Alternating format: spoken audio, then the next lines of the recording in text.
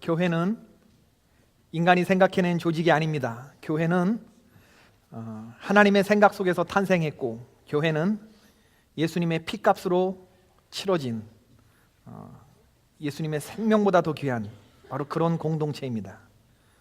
교회의 주인은 예수님이십니다. 교회의 주인은 사람이 될 수가 없어요. 교회는 방주에 비유됩니다. 교회는 방주인데 그 방주는 올라탄 사람의 의지가 손톱만큼도 허용되지 않습니다. 노아의 방주에 비교되는 이 교회는 돛대도 없고 삿대도 없습니다. 그리고 그 배는 햇볕이 쨍쨍한 날에 산에서 제작이 되었습니다. 제작부터가 웃긴 모습이죠. 그 배에는 사람만 타는 게 아닙니다. 모든 정결한 짐승과 부정한 짐승이 인간과 함께 탑니다. 예쁜 강아지나 고양이만 타는 게 아닙니다. 쥐도 타고 바퀴벌레도 타고 뱀도 탑니다. 그러니 이런 배에 오를 것인가 말 것인가 하는 고민이 되는 건 당연하고, 그 배에 타고 싶지 않은 이유를 손으로 꼽으라면 10손가락이 모자랄 정도가 될 수도 있습니다. 항해하는 것도 문제입니다. 망망대해에서 이리저리 떠다니면서 그 안에서 할 일이란 무엇이 되어야 할까? 배 안에서는 어떤 일들이 일어날까? 좋은 일들도 일어나겠지만 각종 짐승들의 분뇨 처리와 또 그 짐승들에게 식사를 제공하기 위해서 인간이 해야 할 일들은 끝도 없이 반복되는 일들이 반복되기도 했을 겁니다. 정박도 문제입니다. 돛대도 없고 삿대도 없는 배가 어디서 어떻게 배를 멈출 것인지 아무도 모릅니다. 그러니까 처음부터 시작부터 진행과 마지막 정박까지가 온전히 주님의 뜻 가운데 있는 곳, 바로 그곳이 교회라고 하는 말입니다. 고로 그 배에 탄 사람들은 믿음으로 시작해서 믿음으로 진행하고 믿음으로 끝나야만 그 배를 견딜 수가 있어요. 이 방주는 유람선이 아니고 그래서 군함이라고 말하는 겁니다. 진리의 허리띠를 띠고 믿음의 방패와 소망의 투구와 말씀의 검을 가진 사람들이 시시각각으로 그 배, 믿음 없으면 한순간도 견딜 수 없는 그 두려움과 의심과 불안과 낙심과 초조를 믿음으로 묶으면서 매 순간 견뎌야 하는 곳이 바로 그게 교회라는 얘기예요. 오늘 우리가 읽은 요한복음 13장서부터 17장까지는 다락방 강화라고 알려진 예수님이 12제자와 더불어 행하시고 특별히 강조해서 말씀하신 내용이 담겨 있습니다. 이 다락방 강화는 마태복음 5장부터 7장까지의 산상수훈과 쌍벽을 이루는 그런 부분입니다. 누군가 예수님에 대해서 알고 싶은 사람이 있으면 마태복음 5장부터 7장까지의 산상수훈, 그리고 요한복음 13장서부터 17장까지를 집중적으로 읽으시면 예수님이 어떤 철학적인 생각을 가지시고 어떤 행동 원칙에 의해서 살으셨는지를 우리가 금방 알 수가 있습니다. 오늘 요한복음 다락방 강화에서 예수님이 하신 말씀은 몇 가지로 요약이 되는데, 예수님은 제자들의 발을 씻겨주시는 세족식을 하면서 내가 주와 선생이 되어 너희의 발을 씻겼으니 너희도 서로 발을 씻어주는 것이 마땅하다. 발은 냄새나는 곳입니다. 더러운 곳이고 상대방보다 몸을 낮춰야만 씻겨줄 수 있는 곳이죠. 교만한 사람은 결코 이것을 실천할 수 없습니다. 예수님이 서로 발을 닦아주라고 말씀하셔요. 그리고 예수님은 오늘 본문에서 최후의 만찬을 하시고 제자들에게 말씀하십니다. 새 계명을 너희에게 주노니 서로 사랑하라. 내가 너희를 사랑한 것 같이 너희도 서로 사랑하라. 옛 계명에도 이웃을 사랑하라는 게 있었어요. 근데 그 이웃 사랑은 내 몸 사랑하듯이 사랑하라 였는데, 예수님이 주시는 새 계명은 십자가를 통과한 사랑이고 예수님이 날 위해 십자가에서 죽어주신 것처럼 목숨을 바친 사랑을 하라고 명령하고 계십니다. 그리고 또 하나 예수님은 보혜사 성령님을 약속하셨습니다. 보혜사 곧 아버지께서 내 이름으로 보내실 성령, 그가 너희 가운데 오시면 내가 너희에게 한 모든 말을 생각나게 할 것이고 그가 가르치실 것이고 너희를 온전하게 하리라 예수님 말씀하셨습니다. 그리고 예수님이 다락방 강화에서 하신 말씀은 걱정과 염려 근심을 하지 말라고 하셨어요. 내가 너희를 고아처럼 버려두지 않을 것이다. 나 있는 곳에 너희도 있게 할 것이다. 내가 아버지 안에 있는 것처럼 너희들은 내 안에, 나도 너희 안에 있을 때 이 사람은 과실을 많이 맺고 걱정과 염려와 근심에서 떠난 그러한 풍성한 삶을 사는 사람들이 될 것이다. 이 말씀을 하셨습니다. 여러분, 이 모든 것들을 종합해 보면 교회는 겉에서 보기엔 참으로 우습기 짝이 없는 그런 조직이고 허약해 보이는 그런 조직이지만, 그런 측면들이 있지만, 예수님의 이 다락방 강화를 듣고 정말 그대로 실천해 보려고 노력해 봤던 사람들은 압니다. 예수님의 말씀이 얼마나 어려운 것인지, 그리고 이 일이 얼마나 가치 있는 일인지를 알아요. 예수님이 말씀하신 그대로 순종해 보겠다고 다짐을 한다면, 그리고 이 교회 안에 들어온다고 한다면, 우리가 흉내만 내는 게 아니라 정말 예수님의 말씀대로 한번 해보려고 마음을 먹는다면 그 다음부터 여러분들은 여기에 생명을 걸어야 돼요. 진짜 쉬운 얘기가 아닙니다. 그래서 오늘날 많은 성도들이 이 예수님의 말씀을 잘 실천하지 못하고 흉내만 내죠. 그래서 겉보기에는 성도인데 내용을 까보면 그저 성도인 척하고 살 뿐입니다. 예수님의 말씀은 쉽게 보이지만 참 어려워요.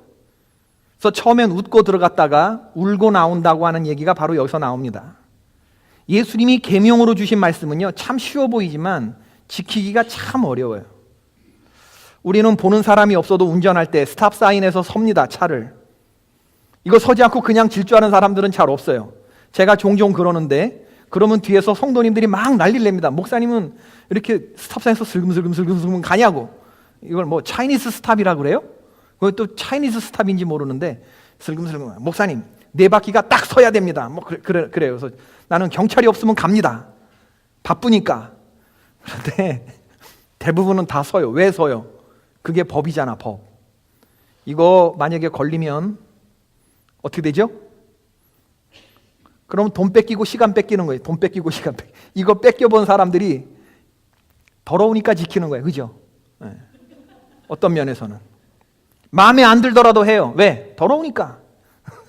에이, 내 더러워서 지킨다. 그리고 쓰잖아. 솔직히 우리가 법을 지켜야겠다고 생각하고 막 이렇게 지키나요? 네? 예. 예수님의 계명도 법인 줄 알고 그렇게 지키시나요?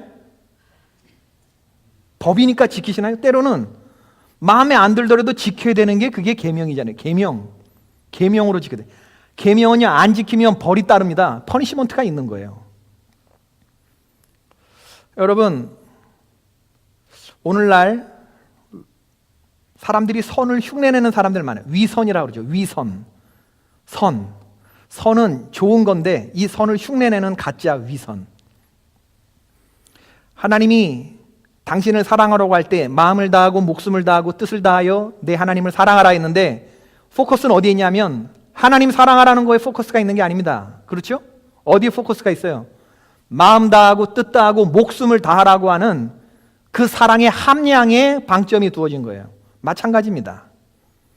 너희도 서로 사랑하라 라고 하는 계명을 주셨을 때 사랑하라 라고 하는 것에 포커스가 있는 게 아니고 어디에 포커스가 있어요? 내가 너희를 사랑한 것 같이 여기에 포커스가 있는 거예요. 이거를 생각하지 않으면요, 우리의 사랑은 전부 다 가짜가 될 수가 있는 거예요. 위선이 될 수가 있는 겁니다. 위선이라고 하는 건 속은 그렇지 않은데 겉으로만 그런 척하는 것을 일하는 거예요. 마음과 목숨과 뜻, 하나님이 그렇게 말씀하실 때 하나님은 그 겉을 보고 판단하겠다는 게 아니라 나는 너희들의 중심을 보겠다, 이 얘기를 하시는 거예요. 속을 보고 판단하겠다는 겁니다. 마음을 다하는지 뜻을 다하는지 목숨을 다하는지 난 중심을 보겠다. 사랑하는지를 보겠다가 아니라 내가 너희를 사랑한 것처럼 사랑하는지를 보겠다는 거예요. 사랑하는 것과 사랑하는 척하고는 분명히 다릅니다. 사랑하는 척은 진실이 아니라 위선입니다. 이런 사랑은 명확하게 자신과 타인을 구별하죠. 대상을 가릅니다. 자신이 먹는 것과 타인이 먹는 음식을 차별합니다. 앞에서는 상대방의 실패와 이런 것들을 몹시 안타까워하는 것 같지만 뒤돌아서서는 고소해하며 흉측한 웃음을 짓습니다. 이게 위선. 예수님 당시 바리새인들은 백성들의 존경을 한 몸에 받았던 사람들입니다. 바리새인들은 율법을 지키며 다른 사람들 보기에 눈에 띄는 옷을 입고 길가에 서서 기도하고 구제를 소문내게 했던 사람이에요. 이런 정도를 따라하기도 쉬워 보이지는 않습니다. 적어도 제 생각에는 그래요. 바리새인의 이런 모습이 조금 위선적이기는 해도 기도하지 않는 다른 사람들보다 낫잖아요. 구제를 소문내서 하는 거, 그건 뭐 나쁜 일이긴 하지만 뭐 바람직하거나 권장할 만한 그런 사항은 아니지만 구제 안 하는 사람들보다 낫잖아요. 헌금을 남보란 듯이 요란하게 한다고 하더라도 그게 아예 하지 않는 사람들보다 낫잖아요. 목사님들이 클로즈 셔츠를 입거나 스님들이 승복을 입거나 수녀들이 수녀복을 입고 다니는 것은 그런 옷을 입으면 어떤 장소에 갈 수 없다는 것을 이미 옷이 드러내줘요. 바리새인들은 종교인의 옷을 입고 다녔습니다. 그 정도만 해도 쉬운 일은 아닙니다. 누가 보더라도 저 사람은 종교인이라는 것을 이미 벌써 옷이 드러내주기 때문에 그런 정도만 행하는 사람이 있다면 좋은 교인이라는 소리를 들을 만도 합니다. 그런데 예수님의 눈에는 저들이 온통 거짓과 위선으로 살아가는 회칠한 무덤이고 독사의 자식들로 보였던 거예요. 본인 자신도 지옥 갈 뿐만 아니라 천국문을 막고 다른 사람들까지도 배나 더 지옥 자식이 되게 하는 그런 사람들이라고 아주 혹평하셨습니다. 회칠한 무덤이라고 그랬어요. 겉이라도 깨끗한 게 낫지 않느냐라고 하는 우리의 생각을 예수님은 인정하지 않습니다. 주님은 처음부터 끝까지 거짓인 것처럼 하는 이 모모하는 척을 시종일관 나무라셨어요. 그럼 예수님이 인정하시는 건 뭐냐면 있는 그대로를 말하는 거, 일관되게 말하는 거. 주님, 나는 죄인입니다 라고 말하는 것을 예수님은 더 기뻐하셨습니다. 절반만 의인인 척하면서 속이고 주님 앞에 나오는 것보다는 주여 나는 죄인입니다 하고 서서 가슴을 치며 감히 말을 못하는 그 세리가, 그 죄인이 바리새인보다 낫다라고 예수님이 평가하셨던 거죠. 성령을 속이려 했고 오염된 헌신을 보이려 했던 아나니아와 삽비라가 죽어야 했던 이유도 바로 여기에 있어요. 오늘 우리가 지켜야 할 계명은 단순해 보이지만 결코 단순한 계명이 아닙니다. 서로 사랑하라고 하는 계명은 쉬워 보이지만 결코 쉬운 계명이 아닙니다. 왜냐하면 이건 좋은 사람만 사랑하는 게 아니라 자기를 배반하는 가룟 유다 같은 사람도 사랑해야 하는 것이고 하나님이 내게 사랑하라고 주신 사람들, 내 눈에 보이는 사람들을 전부 다 사랑해야 되기 때문에 그래요. 그리고 이 사랑에 목숨을 걸어야 하기 때문에 그렇습니다. 내가 너희를 사랑한 것 같이 라고 하는 요청을 충족시키는 사랑이어야 하기 때문에 그래요. 여러분, 지난 주간에 제가 어떤 분으로부터 이런 얘기를 들었는데 청년부 시절에 수련회에 오신 목사님이 말씀 전하는데 청년들한테 자기가 그랬대요. 그 목사님이 그러셨대요. 너희 청년부가 부흥되기 위해서는 너희들 가운데서 가룟 유다만 안 나오면 된다. 가룟 유다가 되지 않도록 조심해라. 그런 취지의 말씀을 하셨다는데 왜 저런 말씀을 하시나 의아했는데 지나고 보니까 고개가 끄덕여지더라는 거예요.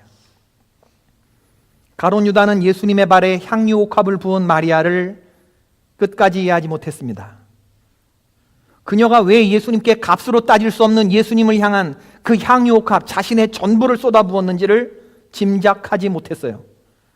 가룟 유다는 예수님으로부터 차라리 나지 않았으면 좋았을 뻔했던 사람이라는 평가를 들어야 했던 사람이죠. 예수님의 근처에 있기는 했지만 한 번도 예수님 안에 있어 본 적이 없었던 사람이에요. 끝까지 자기의 생각을 굽히지 않고 자아의 길을 걸어갔던 사람. 예수님이 주인이 아니라 자기가 주인이었던, 성경이 말하는 죄 중에 가장 용서받지 못할 흉악한 죄를 지으면서 갔던 사람이죠. 마리아가 왜 3만 불 정도나 하는 값비싼 것을 예수님의 발에 붓는지, 왜 눈물로 발을 적시고 그 머리카락으로 그 발을 닦아드리는지 가룟 유다 같은 신앙인들은 이해하지 못합니다. 그저 저 돈이면 가난한 사람 구제해도 될 것 같은데 하면서 그 돈의 다른 용처를 계산하고 있죠.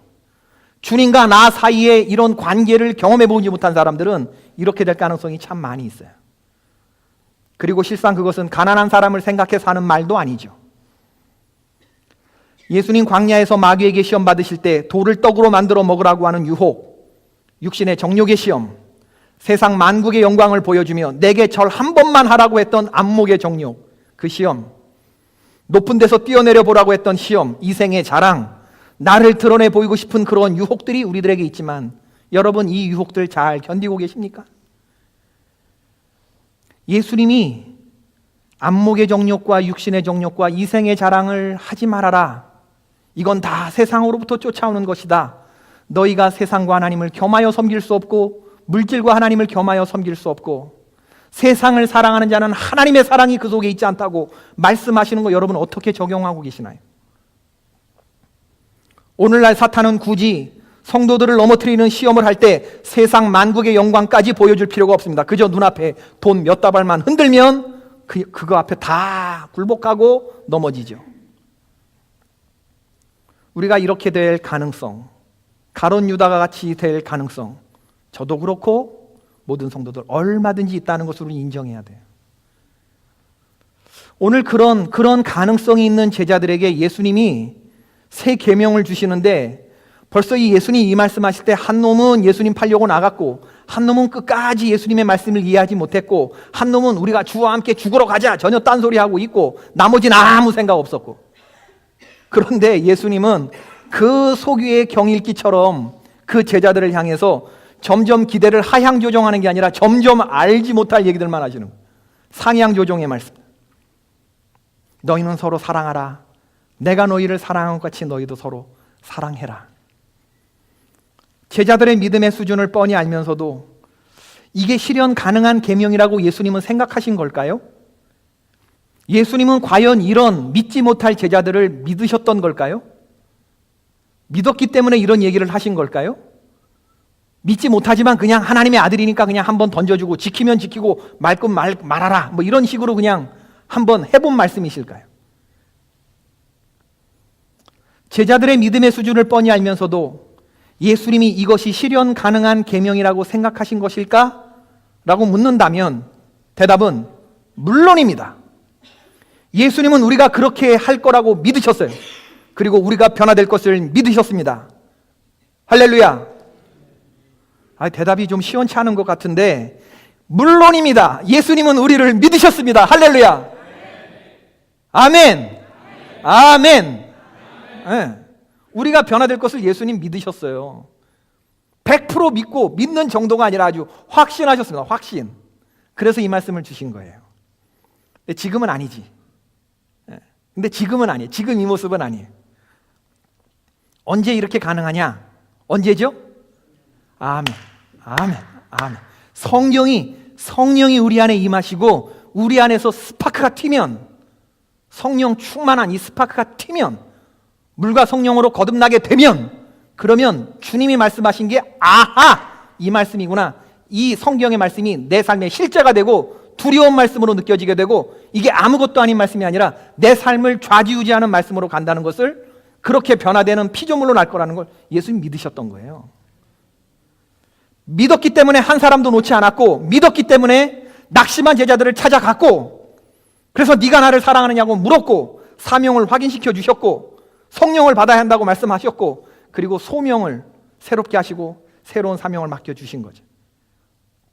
이건 제자들을 믿으신 게 아니라 제자들 가운데 역사하실 성령의 역사를 믿으셨고 예수님은 눈으로 제자들을 본 게 아니라 믿음의 눈으로 보셨고 그래서 하나님 주신 사람을 끝까지 하나님 주시는 힘으로 사랑하실 수 있었던 거죠. 할렐루야. 이 사랑을 하나님께로부터 공급받았던 거예요. 그리고 그 사랑을 보이신 그 예수님께서 오늘 우리에게 서로 사랑하라고 얘기하는 겁니다. 마음을 다하고 뜻을 다하고 목숨을 다하는 사랑이 뭔지를 자신을 십자가에 못 박음으로 그대로 실천해 보이신 예수님께서 하나님의 아들이 우리에게 너희들 서로 사랑하라고 이 계명을 우리에게 주시는 거예요. 이게 실천 가능하냐? 예, 실천 가능해요. 성령이 그 안에서 역사하는 사람들은요 이게 무슨 말인지 압니다. 그리고 이미 그런 길을 가고 있고 열방의 선교사님들이 이 말씀 앞에 구부러지고 엎어지고 눈물 뿌리고 이 복음을 내가 다른 사람들에게 전해야겠다고 생각하고 그리고 그냥 혈혈단신 떠나는 겁니다. 초등학교 교사인 어떤 자매가 있었어요. 자기가 선생이었지만 내면의 상처가 많았죠. 성장 시절에 부모님으로부터 상처와 핍박을 핍박을 많이 받고 자라서 상처가 아주 내면화되었어요. 그래서 세상을 비관적으로 그리고 냉소주의로 그렇게 바라보게 됐습니다. 본인 스스로 스스로 일을 알아서 처리하고 눈치를 보면서 자랐기 때문에 선생님이 돼서도 초등학교 학생들이 제대로 자기 일을 하지 못하면 화가 났어요. 신경질이 났습니다. 그리고 애들을 막 때렸습니다. 이런 모습은 인간관계 안에서도 이어졌어요. 남을 판단하기 잘했고 자기가 생각하는 범주에 사람들을 끼워놓고 사람들을 가려가면서 교제했습니다. 교회 생활도 마찬가지. 왜? 상처가 너무 쉽게 치유되지 않았기 때문에. 아무리 목사님이 당신은 사랑받기 위해 안 믿었어요. 당신은 소중한 존재, 하나님이 널 잠잠히, 그런 얘기 하나도 안 들었어요. 귀에. 나 같은 사람이 뭐 그렇게 대단할까? 나 하나 없어져도 세상이 뭐 그렇게 잘 돌아갈 텐데.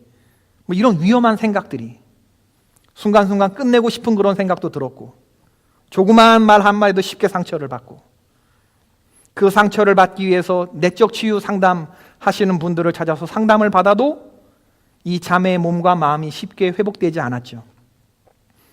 그러던 이 자매가 어느 날 요한복음 15장 말씀을 읽으면서 예수님 말씀, 나는 포도나무요 너희는 가지니, 이 말씀을 읽는데 이 말씀이 잔잔한 호수에 돌멩이 하나 딱 던지는 것처럼 이렇게 퐁 하고 가슴에 와닿는 거예요.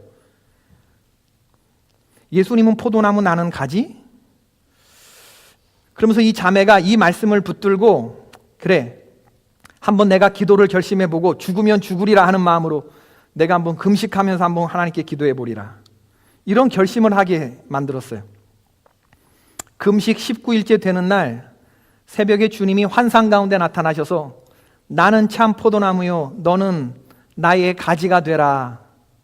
성경에 있는 그 말씀하고 하나도 틀리지 않는 그 말씀을 명령문으로 바꿔서 딱 3번이나 환상으로 말씀을 들려주셔.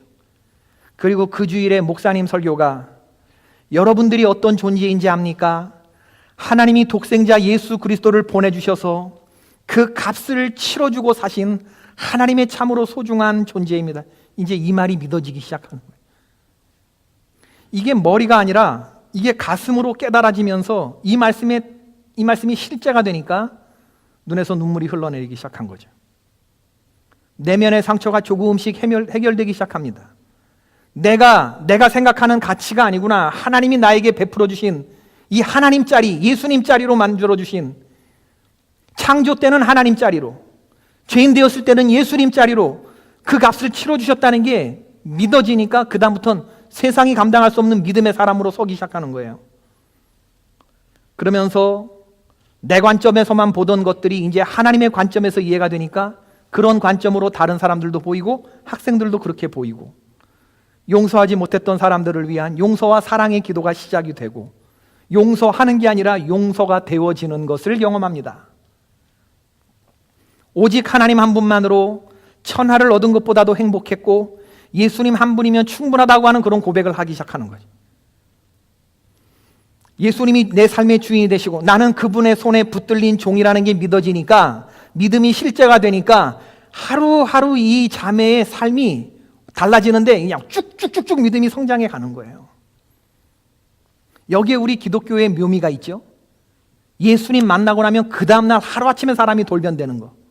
이게 계속 뭐 수련이나 이런 걸 통해서 이루어지는 게 아니라 하루아침에 관점이 달라지고 하루아침에 주인이 바뀌면, 내 마음의 주인이 바뀌면 달라지는 모습이 금방 달라지게 되니까, 몇십 년 믿은 사람들이 도달하지 못하는 곳을 2, 3주만 믿어도 이런 일들이 일어날 수 있는 것은 이게 우리 성령의 역사하심입니다.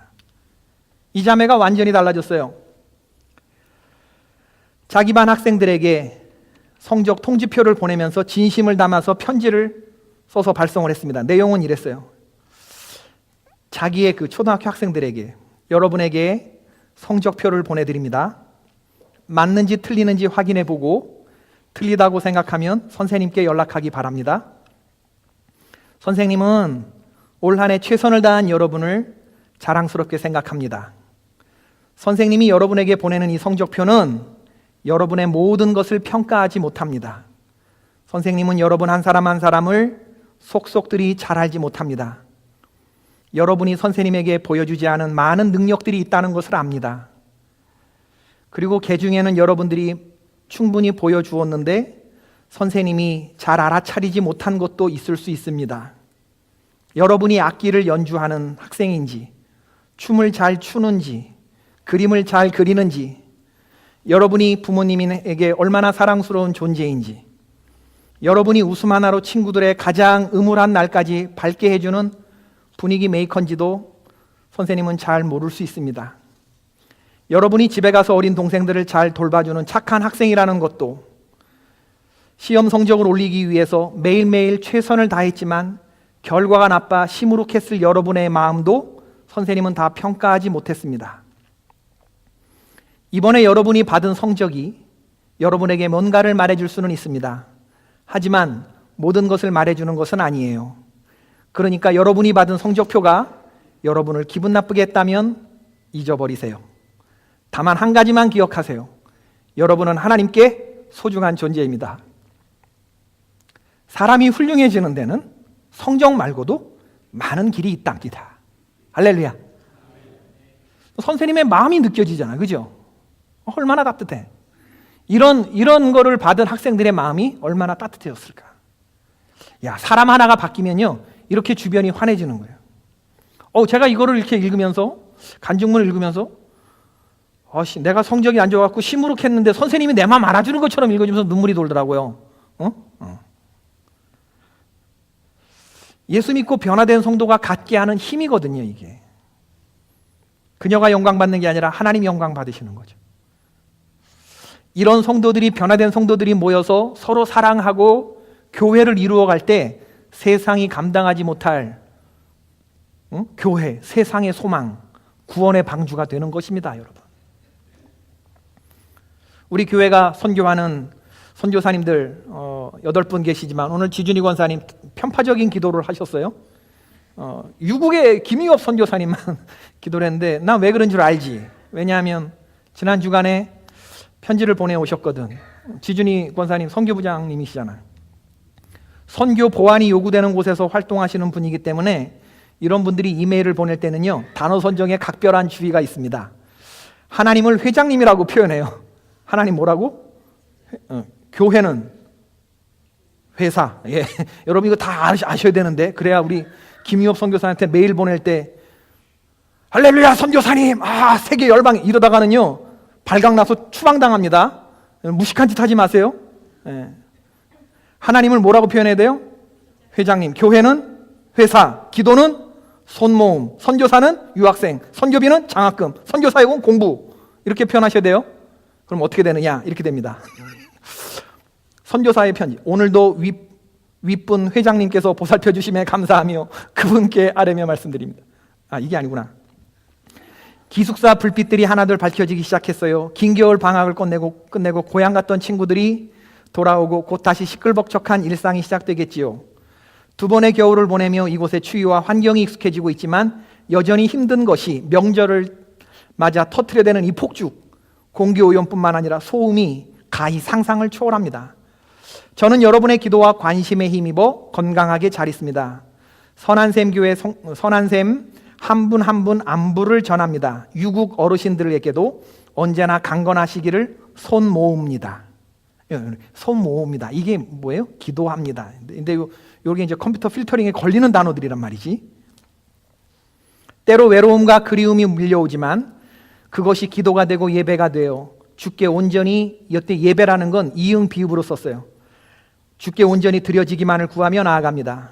제가 지금 교제하는 자매는 아직 저를 실망시키기도 헷갈리기도 하지만 여러모로 척박한 환경과 어쩔 수 없는 연약한 인간이라 이해를 못하는 바도 아니죠. 환경과 상황을 보면서 절망하기보다는 모든 환경보다 모든 상황보다 높으신 그분을 바라보며 믿음을 갖고자 합니다. 요즘 저는 한인 회사에 나가지 않고 혼자 이응비읍하고 있습니다. 이곳에 회사가 세워지고 부흥하고 발전하게 하여 주실 것을 기대하며 지금은 비록 1인 회사지만 하나가 둘이 되고 둘이 셋이 되는 꿈을 꿉니다. 우리가 기억 디귿할 때에 신실하신 회장님의 약속을 믿습니다. 언제나 빠짐없이 기도해 주시길 바랍니다. 그리고 온 마음을 담아 다시 한번 손모읍니다. 이렇게 이제 편지를 보내왔단 말이지. 여기에 우리 선교부장님이 멋지게 답장을 보냈어요. 우리 성도들의 마음을 담아서 보냈습니다. 오늘도 윗분 회장님께서 보살펴 주심에 감사하며 늘 그분께 아뢰며 말씀드립니다. 그 먼 길을 혈혈단신으로 공부하시겠다고 떠나시던 모습을 그리며 잘 배우고 익혀서 주변에게 나누어 주실 것을 믿기에 보내드렸건만 혼자서 감당해야 할 외로움과 쓸쓸함이, 그 간절한 그리움이 위로라는 말로만은 부족할 줄 압니다. 할렐루야. 항상 뒤에서 함께하는 우리 회사 동료들의 아뢰미 있고 우리가 울리는 그 내용을 연락하시는 회장님이 계시기에 우리는 꿋꿋이 나아갑니다. 생활하시는데도 많은 부족함이 있을 줄 압니다. 제가 좀 더 발이 넓어 조금씩이라도 장학금을 드리는 업체나 사람들을 많이 알았으면 좋았을 텐데 하는 아쉬움도 있습니다. 예전에 어떤 선생님이 오셔서 유학생의 궁핍함이 좋은 소식에 진보라 하셨던 그 말씀에 속아 적은 금액을 책정해서 살게 해드려 미안한 마음뿐입니다. 어떤 방법으로든 채워질 길이 있을 것이라 믿고 기다려 봅니다. 언제나 어떤 환경에 있든지 함께하는 우리가 있음을 잊지 마시고 힘내서 열심히 공부하시기 바랍니다. 항상 사랑합니다. 건강히 계세요. 여러분도 이런 생각이시면 아멘. 네. 우리의 파송 선교사님이잖아요. 우리가 결정하고 보내드렸단 말이에요. 여러분 4년 동안 1,000불씩 보내드려야 됩니다. 이건 우리가 약속한 거예요. 2년 전에. 그리고 지금 2년째 잘 하고 계셔요. 지금 현재까지. 선교지에서 일하는 모든 일들을 우리의 과제로 받아들여야 될 8명의 선교사님 가운데 김유업 선교사님은 특별합니다. 왜냐하면 우리가 파송했기 때문에, 그리고 우리가 소환할 것이기 때문에. 그러니까 이런 사랑의 책임도 우리가 특별하게 가져야 되는 거예요. 여러분, 주님께 거듭난 사람들이 서로 사랑하기 위해서 만난 그런 우리들이 이런 교회를 만들어 가는 거예요. 사랑의 공동체를. 근데 이 사랑의 라인에 문제가 생기면요, 그 다음에 뭐를 점검해 봐야 되냐면 사람들하고의 관계를 점검하는 게 아니라 누구하고 해결 봐야 돼요? 그분하고 윗분 회장님하고 내 라인이 살아있는지를 점검해 봐야 되는 거예요. 할렐루야. 나와 너 사이에 문제가 생긴 건 우리 둘이 만나서 해결될 수가 없어요. 해결되지도 않고. 이 라인을 해결할 수 있는 건 하나님하고 나와의 관계가. 그래서 우리는 끊임없이 기도의 라인이 살아있는지를 점검해 봐야 되고, 예배의 선이 끊겨진 것은 아닌지를 우리는 점검해 봐야 되는 거예요. 왜냐하면 나와 너 사이에 문제가 생겨도 항상 기뻐하고 쉬지 말고 기도하고 범사에 감사하는 이 라인은 끊어져서는 안 되는 거군요. 끊어질 수도 없는 거고. 근데 이게 만약에 끊어져 있다 그러면 그건 심각해지는 거예요. 이건 우리가 그걸 점검해 봐야 되는 것입니다. 이 라인에 문제가 생기지 않도록 이 세 가지 중에 어느 하나도 무너져 있으면 우리의 사랑에 문제가 생기는 것이기 때문에 우리가 서로 사랑하자. 우리가 서로 사랑할 때 사람들이 우리를 하나님의 사람으로 인주를 안다고 했을 때 우리는 끊임없이 제일 먼저 하나님과 내 사이에 이 라인이 살아있는지를 점검해 보고, 그리고 이 사랑을 가지고 우리가 서로 사랑하는 것입니다.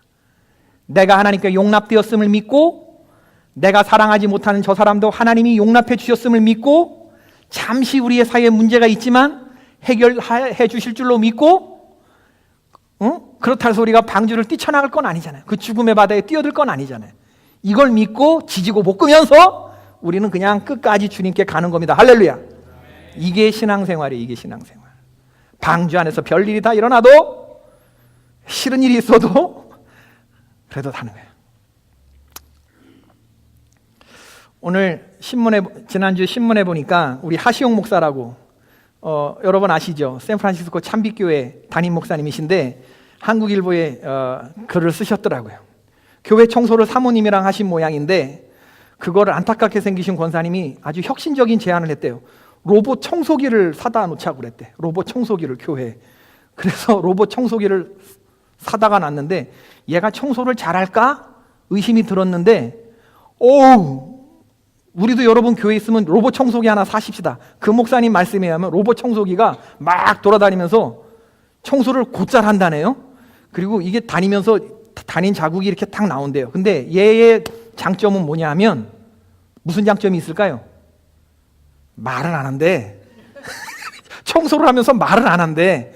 근데 이 청소기가 너무 청소를 잘해서 너무 감사해서 하이, 빠이, 자기가 그렇게 인사를 하고 나온대요. 얘를 청소를 시켜놓고 빠이 그러고 문 잠그고 나오고. 그럼 가보면 평일에 그대로 있을 빵 부스러기 이런 먼지들이 다 청소돼 있고, 배터리 떨어지면 그냥 충전기에 가서 엎어진다는데? 맞아요? 예. 그리고 얘는요, 이렇게 저렇게 막 이렇게 부딪혀도 소리 안 낸다는데? 예, 이렇게 다니다가 막 돌아다니다가 탕탕 부딪히. 얼마나 좋아, 얼마나 좋아. 여러분, 우리가 주님의 사랑을 그렇게 체험하게 된다 그러면 우리도 소리 안 낼 수 있잖아요. 우리도 도살장에 끌려가는 양처럼 끌려가도 소리 안 낼 수 있잖아요. 예수님처럼. 예수님도 그러셨는데 이 정도쯤이야 뭘 하는 마음이 정말 있다면, 나는 10,000달란트 탕감 받았는데 100다니엘은 찜이야 뭘, 이런 마음이 있다 그러면 그 마음이 은혜를 아는 마음이고 그 마음이 서로 사랑하는 마음. 나는 우리 교회가 위선, 선을 흉내내는 가짜 교회가 아니라 진짜 교회가 되길 주의 이름으로 축원합니다.